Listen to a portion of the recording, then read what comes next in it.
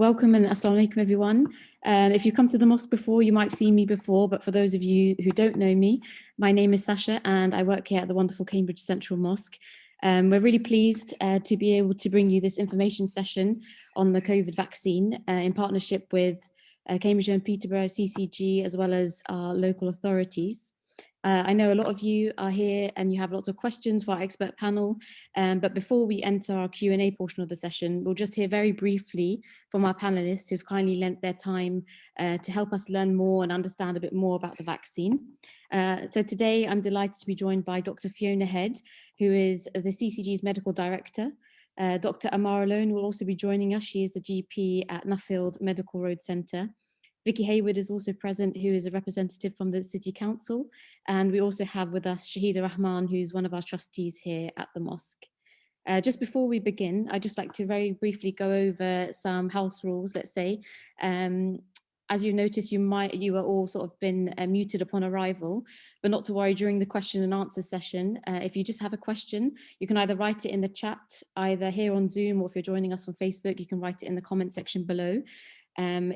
If you're on Zoom and you'd like to ask a question, just simply raise your hand and my colleague Gens will unmute you.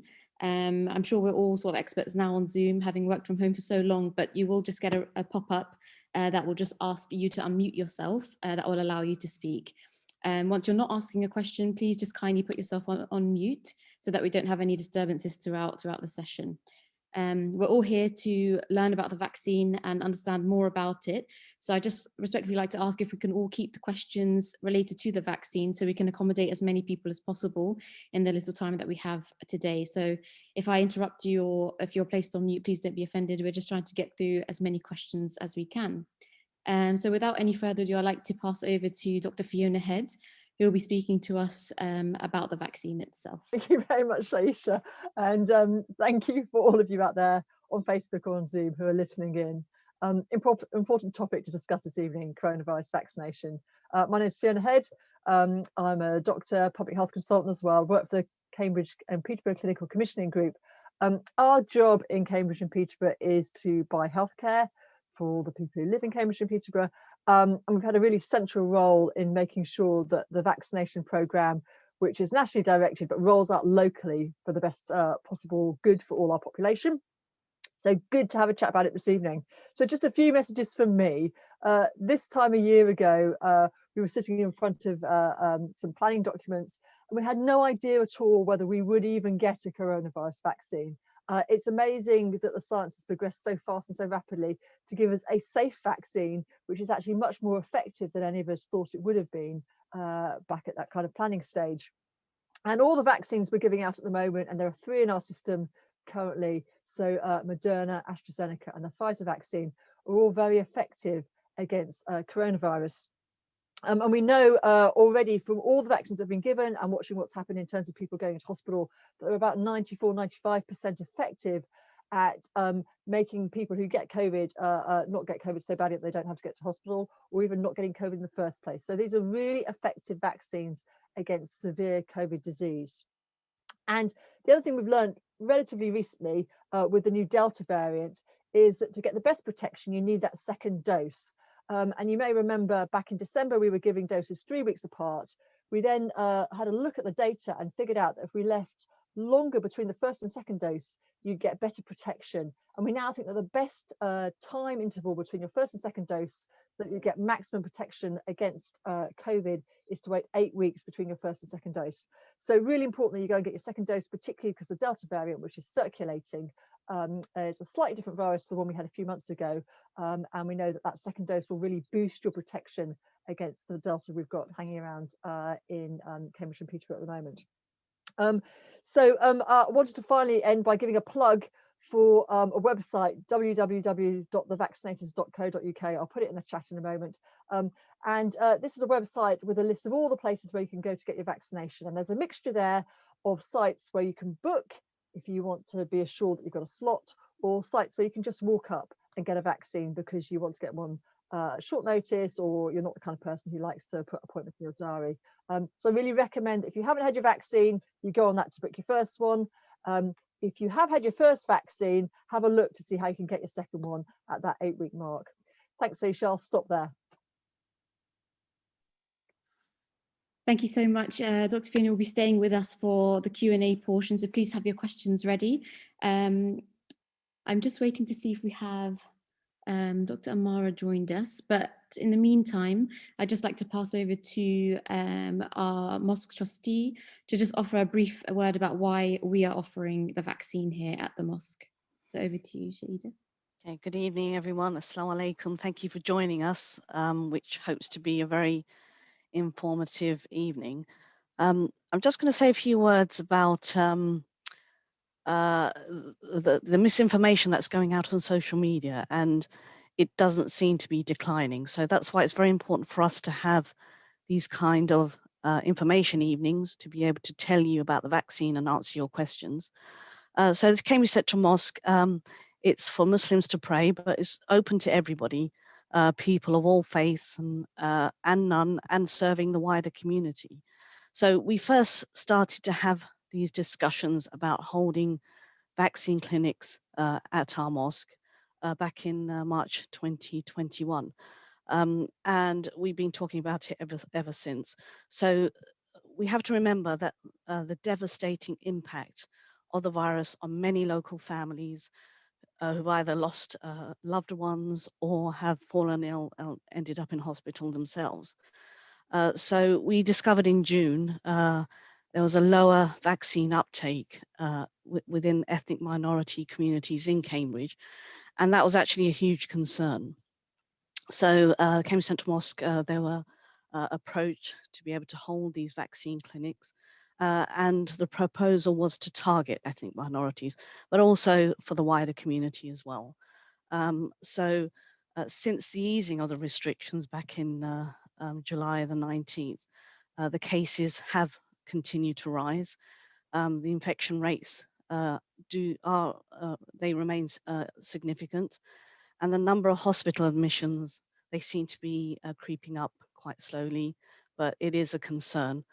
So this is why we held two clinics last week, and again we'll be holding clinics tomorrow and Wednesday, so you'll get more details about that towards the end. But I just want to sort of encourage people that please come and have your vaccine. It's really important to stay safe. This virus isn't going away anytime soon. It's going to be here for a long, long time. It's a very serious disease, and we really have to keep ourselves safe and also keep others safe. So I would encourage you to do that. And here at the mosque, we're very proud to be able to hold these clinics. So if you need to have your second jab, if you need to have your first jab, please come along to this week's clinics. And if you have any questions, please drop it in the chat, and our expert panelists will be able to answer your questions. So thank you very much, and over to you, Sasha. Thank you so much, Shahida. So now we are joined by Dr. Amara, who, as I said, is a local GP at the Nuffield Road Medical Centre. So I'd just like to pass over to Dr. Amara, who will be speaking about her experience as a GP and also why it's so important to take the vaccine. Assalamu alaikum and hello everyone. Like as you all know, initially we were just so scared of this virus and everything had to literally shut down. I mean, as GPs we were still open, but really limited. And it's just because of this vaccination that we are kind of able to resume normal life now. So I think it's really, really important, and I have seen with my personal experience and with my patients that vaccination has had huge impact, and it's only because of vaccine that we are able to now resume normal life. So I would request everyone to please consider it and have vaccination. I mean, giving you a personal example, I have lost a very young uncle just because he wasn't vaccinated. I mean, he didn't have opportunity because it wasn't available at that time, but I'm 100% sure if he was vaccinated, we still would have him around. And again, from another personal example, like I was vaccinated, my husband was vaccinated, and we had COVID recently.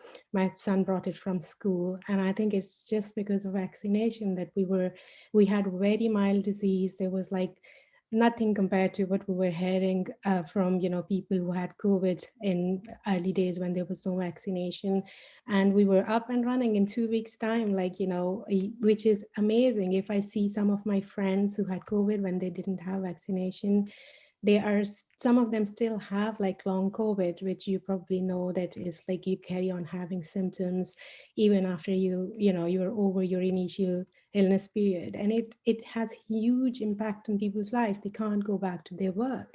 So in my experience, it's an amazing thing, and everyone should have it. That's what I would like to say, and I'm more than happy to answer any questions. There is one question from Usman, but I think we will answer towards the end. Is that right? Yes, we'll shortly be going over to our Q&A session now. Thank you all for your time. So yes, we have the first question from Osman. So I'd just like to pass that to Dr. Fiona. If you could talk to us. Osman's asking around the effectiveness of the vaccine. So if you could please speak a bit about the effectiveness and the risk / benefit of being vaccinated, please. So Osman, thanks for your question. You make a very good point, which is about the difference, which is a bit technical, so bear with me whilst I go into it, between relative risk and absolute risk. So relative risk compares the risk if you had something versus the risk if you didn't have it. So the risk if you didn't have a vaccination versus the risk if you do have a vaccination of certain things happening. So I've explained that vaccines are 95% effective, so against hospitalisation and death. So that means that if you have a vaccine, it cuts down your individual risk of hospitalisation and death by about 95%. So that at an individual level makes it very effective. However, we all are different ages, and we know that age is a really big determinant of your risk against COVID. We also have a whole load of other factors, our weight, other illnesses that we have, whether we're diabetic, which also affect our risk of COVID. So if I was to compare myself to somebody else, I don't know, my father, who's 86, my father starts off with a much higher risk of having severe COVID, being admitted to hospital and dying. So if I give my father the vaccine, the absolute amount that vaccine will protect him by is actually much greater than the amount that if I get the vaccine. So both of us have had a 95% risk reduction. It's just that his risk was that much higher. So the total risk that's being reduced is also that much higher. So in the papers, you can talk about absolute risk and relative risk, and they will give you different figures. And the other thing to think about in terms of absolute risk is that it depends on a population level, not on an individual level, on how much vaccine there is circulating around. So if there's not much vaccine circulating around, how much COVID there is circulating around. So there's not much COVID circulating around. Actually, we can all be lots of very highly vaccinated, but it doesn't have much impact on the number of cases. If there's loads and loads of COVID circulating around, then vaccination is going to have a very big effect at a population level. So Osman's question just highlights the fact that we can report these statistics in different ways. But there's two things I think we need to remember. First of all, we want to look after ourselves, actually. And regardless of what our baseline risk is, that figure of 95% relative risk reduction holds for all of us. It's just for those of us who've got higher risk, the absolute risk reduction will be greater. The other thing is these studies aren't measuring the impact of me having a vaccine on everybody else who I come in contact with. They can only do that at a population health level. So even though my absolute saving in risk from COVID when I get vaccinated might be quite small, I might be someone who picks it up and passes it to lots of people. So I don't know if by me being vaccinated and not passing on COVID as much, I'm saving lots of people from having the disease or a few people from having the disease. So the stats are correct. The important thing to remember is the relative risk reduction is very high, and that will have benefits for you. Greater benefits if you are more at risk of severe COVID, so go and get it. But if you're a person who's younger, fitter, healthier, less at risk of severe COVID, actually your vaccination will protect lots of other people. I hope that explained it well enough. It's quite a complicated topic, so do come back at me, Osman, or other people if I need to clarify that a bit more. Thank you so much, Fiona. So I'd just like to remind everyone, if you have a question, you can just raise your hand on Zoom or just pop it in the chat like Osman did. I just wanted to ask a question for myself, to be honest, Fiona. I had COVID in June quite badly. I think, my whole family got it. My sister was sadly hospitalized. She was in her third trimester of having a baby. The baby was born last week, very healthy, luckily. But my first question was, is there adverse side effects? You hear a lot sort of in the community online of, if you've had COVID, you don't need the vaccine because you've got antibodies, or if you have the vaccine, you get worse symptoms or side effects from the vaccine. So how true are those claims about having COVID and receiving worse symptoms, and the need for having the vaccine? Thanks for unmute. So first of all, on the need to have the vaccination if you've already had COVID. So COVID is still a new disease. There's a lot we don't know about it. We've also had several different variants. So you may remember we had a variant when we started off. We had the Alpha variant, the Delta variant. Let's talk about Beta and Gamma variants as well. And we understand a little bit about what happens to your immune system after you've had COVID, which you've caught naturally. And we think that about 1/5 of people don't produce a good antibody response, and another 1/5, the antibody response wanes very quickly over the next kind of 2 to 3 months. So about 40% of the people who have COVID don't generate immune response, which is going to be very strong kind of 5-6 months later. So even if you've had COVID, you still need to get vaccinated. And then you throw in the variants. So actually, the variant you may have had in March 2020 is different from the variant you've got now. And we know that all the vaccines we give are good against the range of variants we've got circulating currently. So 2 reasons: your immunity may have waned if you've had it, or actually you may have had a different variant to the ones in circulation. So if you've had COVID in the past, get a vac.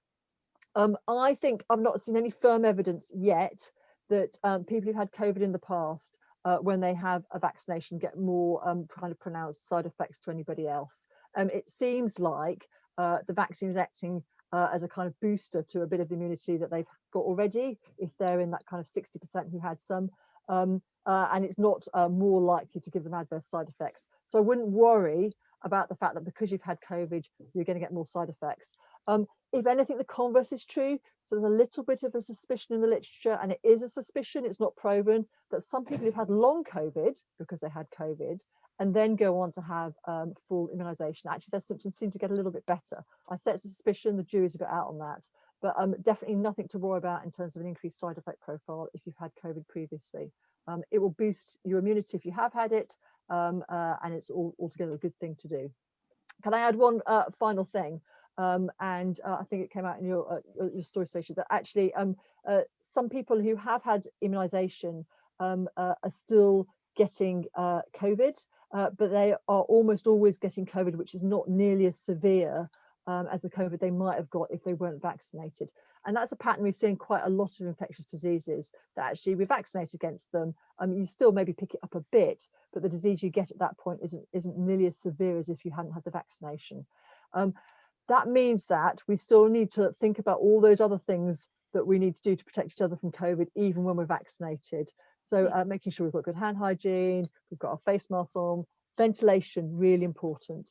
And can I sneak in one more thing about pregnant women? Please do. I'm so glad that baby was born well, fit and healthy. Over the last couple of months in particular, we are recognising a trend amongst younger ladies who are pregnant, who haven't had a vaccine, who are ending up in hospital with severe COVID.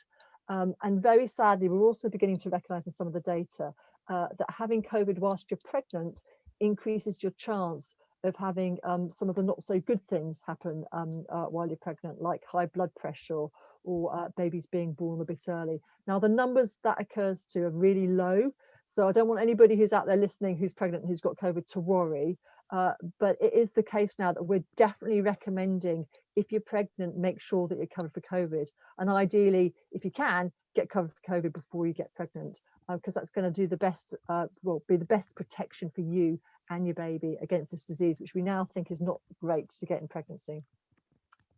Thank you, Fiona. And just on that topic, I think while we're in, it's quite an important one. If I could just ask you again, in terms of having the vaccine when you're pregnant, you touched upon that, but also I think an important question a lot of people ask is if you're breastfeeding or trying to get pregnant. I think that's quite an important question. If you had any thoughts of that, if you could just unmute Dr. Fiona, please. Thanks. So these vaccines are now really well studied in all parts of the world, notably the States, but also in the UK. If you're pregnant or you're breastfeeding, no need to worry about getting a vaccine. Just go ahead and get one. No evidence of harm to baby, either through being vaccinated just before you're pregnant, or maybe you're vaccinated and didn't know you were pregnant, or through breastfeeding. And as I say, in terms of looking after yourself and the risk of getting COVID when you're pregnant, absolutely the best thing that you can do to get a vaccine. So if you're not vaccinated, go and have a chat to your healthcare provider and plan to get one in. And Dr. Amara, did you want to add anything on that note? Yeah, so there, everyone is aware there is recent guidance from midwives that, you know, now all breastfeeding, they are encouraging like third trimester women to be vaccinated, because now there is evidence it is, you know, really working well in pregnant and not women and not causing any harm. And similarly for breastfeeding moms, it's like, you know, really effective and it's not harmful. So I think pregnant and breastfeeding ladies should feel encouraged by this new emerging evidence that it's safe, and they should go ahead and have it done. Thank you. And just, I think following on from, I think it was Osman's question, Eva Simmons is asking, does the 95% reduction in risk of vaccinated people apply even to the risk from the Delta variant? That was on the chat there. If someone would like to take that question. Yeah, I mean, yeah, sorry, Fiona, you go ahead. That's no, you go ahead, Amara, and then I'll you have more evidence-based, so you can go ahead, please, because Yeah. I'm not good with numbers, but I just know that, you know, again, more and more evidence that all vaccinations are working really well against Delta variant. If they were not, we would have like, you know, increase in hospital admission at the moment, because Delta variant is like increasing a lot. But the reason we are not having that is because vaccinations are working well against it. But I don't have numbers, so I pass to you, Fiona, for numbers if you have any. Yeah, so it's almost as good if you have 2 doses, but you really need to have the second dose. So you may remember at the beginning we were saying that you had 1 dose of a COVID vaccination and you were kind of 70-75% protected against these more serious kind of forms of COVID. We now think that's dropped by kind of 30-40% with the Delta variant. But if you have the second dose, it brings it right up to where it was with the Alpha variant. So big messages, Delta's about, you need your second vac at 8 weeks. You can't just rely on your first. Really important to get that second one in. Yeah, I agree. Thank you very much. We also have had a question from Ralph, I think, touching on why the mosque is offering the vaccines. I think, Shahida, if I can pass to you, just to reaffirm why we are offering the vaccine and supporting the rollout, and possibly Dr. Amara, if you could touch on the impact that COVID is having on ethnic minorities as well. That'd be great, thank you. Yeah, so I basically, like, you know, ethnic minorities, as you probably all know, are more at risk of, you know, having severe disease. I mean, it's proved that, you know, all BAME people could have worse disease. So that is why it's more important that we pass this message to all, like our communities who are more at risk, but unfortunately are more reluctant to have the vaccination. So that is the reason we are taking this platform to pass this message.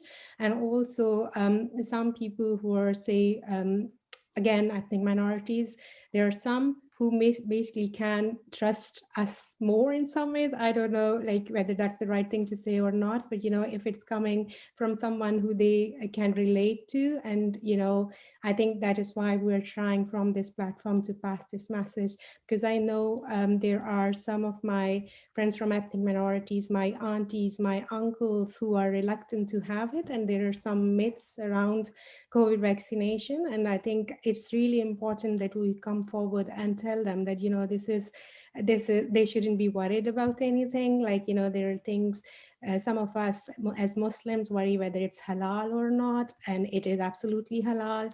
Then there were issues that it was, you know, it could affect fertility. And, you know, again, if they hear from this platform that it doesn't, then, you know, hopefully it will have better impact. So that is why we are coming from this platform. So I think it's really important. Thank you. And I think, Shahida, you could kindly just touch on the mosque's role in the rollout as well, please. So I think I just spoke about that before. We are particularly targeting ethnic minorities because they have been significantly affected by the virus. I think we had the worst cases probably in January. In Cambridge itself, with ethnic minorities, we saw the cases shoot up. That was the reason why we had to sort of encourage people and target our communities and the wider communities. You know, having the vaccine is really important to stay safe, to protect others, as we said before. But I think, you know, we still have a long way to go. And it really, really is important to, you know, we're here to serve the wider community, and mosques all over the country, all over the UK, are providing the same service to encourage people to take the vaccine. So I think, you know, that's the reason why we're doing it. So again, we are here to serve the community, the wider community. And we are just here today just to answer your questions and give that information out to people. So thank you, Sasha. Thank you very much. I think that also Dr. Amara touched on a very important question that we get quite frequently as well, is about whether there's any animal products in the vaccine. So I think a lot of people will be very pleased to know that there's no sort of animal products or animal origin on there. If anyone would like to touch on that, they can more. Otherwise, we can move on to the next question. So I think I would just like to highlight that we are offering again this week, tomorrow and Wednesday, a walk-in clinic. So the timings have shifted slightly to accommodate for people who may finish work slightly later. So we're going to open at 9:30 to 1 o'clock with a short break, and then begin again from 2 p.m. until 6 p.m. I just had a question that we've got actually on the phone today quite a lot, is in terms of the walk-in clinics, what do people have to bring with them? Do they have to have an NHS number to bring with them? And do they have to be registered by a GP? Dr. Fiona, if you'd like to maybe just clarify how the walk-ins are working and what is required, or rather what isn't required for those. So bring a face covering and yourself. You don't need an NHS number. You don't need ID. So it's really simple. Bring yourself and your face covering, and the people running the vaccination centre will sort the rest out. Perfect. Thank you so much. Another question we've had today is, can people choose which vaccine to have? So if they've had AstraZeneca, can they get Pfizer, or is one better for the other? But do individuals have a choice to choose which vaccine they can get? Okay, I'm not sure about the mosque supply. I know about the general practice. I can answer based on that. So as you probably know, that there is all under 40s are getting not getting AstraZeneca, and they are just getting other alternatives. So if say in our surgery there is whatever supply we have, and we just provide based on the age, because that's the only restriction and limitation that I am aware of. Other than that, since I last checked, you can't choose which one you would like to have unless there is allergic or anaphylactic reaction to any specific one. Then obviously you can choose, otherwise you can't. And also further to that, people ask if they can mix and match. Again, since when I checked last, you can't mix and match, because apparently it's better to stick to the same one it works better that way. Thank you. Dr. Fiona, do you want to add anything, or are you happy? Yeah, so Amara's kind of covered most of it. So there is no choice, but we are matching vaccines to individuals and their age and their clinical circumstances. You can't choose, but if you go on the vaccinators website, you can see what vaccines are being used in which centres, so that helps. And at the moment, these products are licensed, so they're allowed to be used legally for the same vaccine for the first and second dose. Studies are underway looking at what happens if you have a different first and second dose, or even when we go into the autumn and we have a booster program and we give some people a third dose, whether it's better to have a same or a different vaccine. But those studies are still ongoing and they've not reported yet. And actually, because this vaccine is so good, I think that's less of a concern at the moment, because we know it's working really well. I say much better than we thought it was going to work in practice, and now it's rolling out. Thank you so much. And one final question from myself would be, I think there's been a little bit of misunderstanding on when you can come back for your second dose. I know you already clarified that, Dr. Fiona. So I think people have been receiving their first jab, and when they've received it, they've been told that they can pop back in 4 weeks or go to a clinic or centre. So just a bit of information on why that information has changed and what people should do if they've been told that information, and sort of why it's stuck to the 8 weeks now. Thanks. So good question. So this came out of the kind of initial trials with primarily the AstraZeneca, but we've also had a look at the Pfizer jab as well. And although the initial studies were done with 3 or 4 weeks between the 2 doses, people found out basically by chance that if a longer gap was left between the 2 doses, you actually generate a stronger immune response. So you can think of it's almost like you're pushing something up a hill and you've almost got there and you just want to give it that last push. But if you push twice at the bottom of the hill, you might not get quite as far. So the best time, we think, from the studies at the moment to have your second dose is 8 weeks. And that will give you the balance between generating the maximum immune response, because you've got space between the 2 doses. And what we don't know is how long the immune response lasts for. So probably after many, many months, your immune response begins to tail off again. And we don't know that yet because we haven't given the vaccines for long enough. So best evidence at the moment is that 8 weeks is the ideal time to maximize your own immune response. And particularly for younger people who at the moment are not included in the 3rd phase of the vaccination program, we're going to go and boost older people over the autumn. Having that 8-week gap is going to be the best way of protecting yourself going forwards. So stick to it. There are a few exceptions. So there's some people, for instance, who need a COVID vaccination because they're about to start something like chemotherapy, where their immune system is going to be knocked out for a bit. And on an individual case-by-case basis, some of those people have their vaccination brought forwards because they're going to have strong treatments which affect their immune system. But there are a handful of people, and that's done on the basis of what their consultant specialist says. But for the vast majority of the population, 8 weeks is going to be the best time for you to have that second jab. And don't forget it, because it's really important with the Delta round.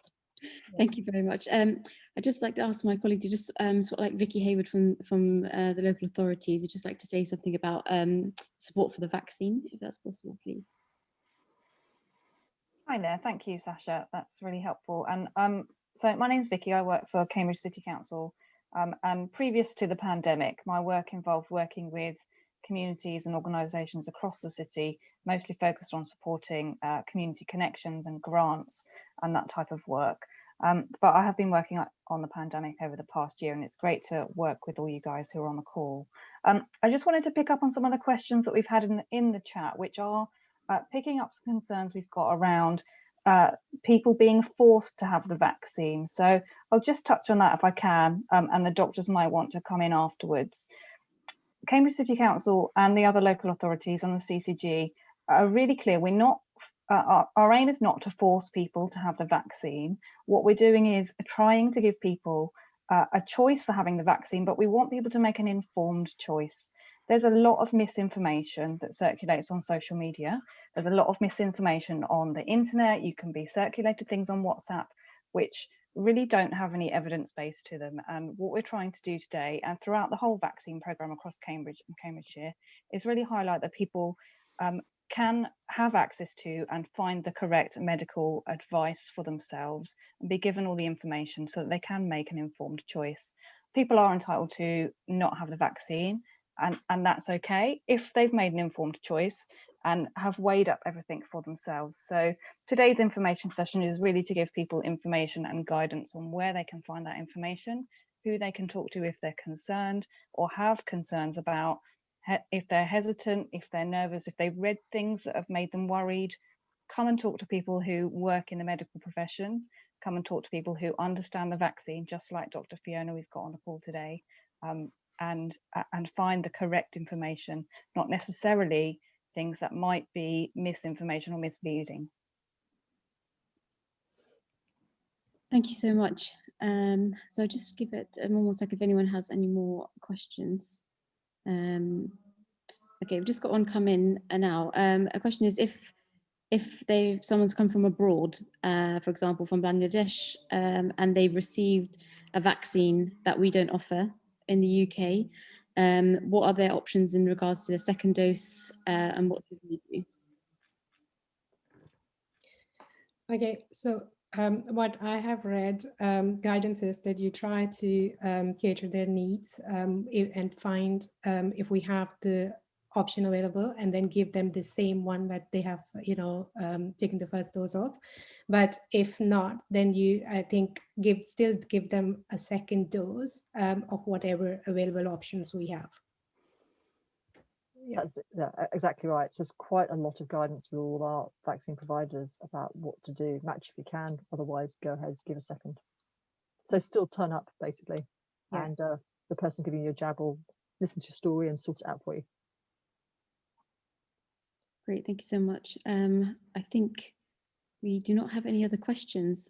So I would like to thank everyone for joining us today. I hope that everyone has left sort of feeling like they have a better understanding. I know certainly I have, and my questions have been answered. I think if anyone has any further questions, we are always happy here at the mosque when the clinics are going on to take them.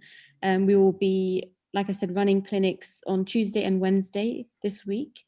So as the doctors and the panelists have said here, you do not need to bring anything along with you other than a face mask and yourselves. And we are offering both Pfizer and AstraZeneca at the mosque here, first and second jabs. And just to echo again the important point that Dr. Fiona made, that if you are coming for your second dose, then please make sure it's been 8 weeks, because we don't want to turn anyone away who'd like to come for the jab itself. Vicky has very kindly put some information as well on the chat for more information on the vaccine, and also where you can get them in terms of walk-in centres around Cambridge and the area.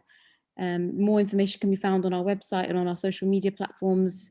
On the events section on our website, we'll be posting regularly there for more dates at the mosque. So once again, I'd just like to thank our panelists for taking the time to join us, and we hope to see you all very soon. Thank you very much.